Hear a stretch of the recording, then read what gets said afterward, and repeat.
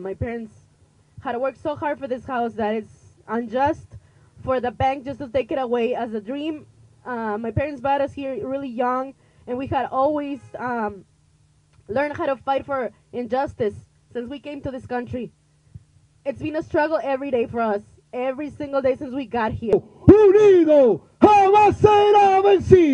In early May, Occupy Homes began defending the Cruz house in South Minneapolis, home to a hard-working but undocumented immigrant family from Mexico who claimed that a glitch in PNC's bank system had cost them their American dream.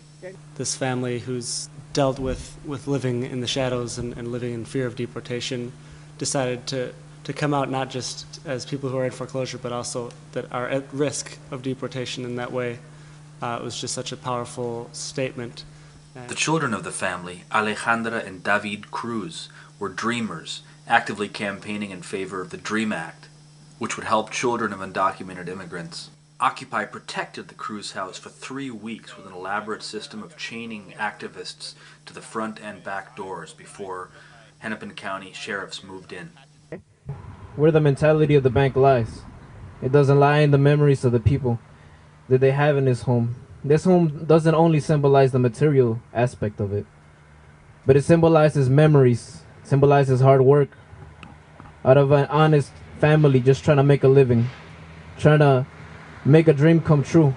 We all dream, we all bleed, we all cry, and we all work hard. This is where the banks and Freddie Mac and the City of Minneapolis really decided to draw a line, and they put all of their resources into making sure that this family could not get back into their home.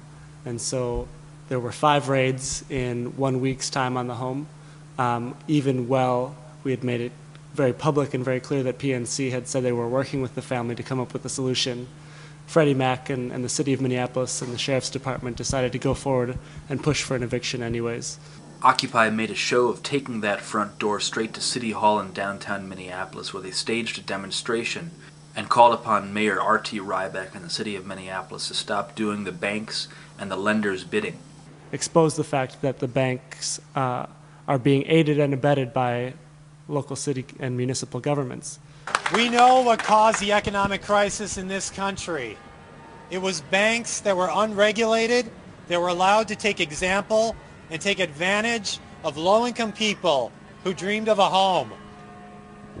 Don't let the breaking of this door break your resolve to fight back. We as cities, Minneapolis and others, can't be expected to be the lightning rods for tough foreclosure practices that are often not responding to folks.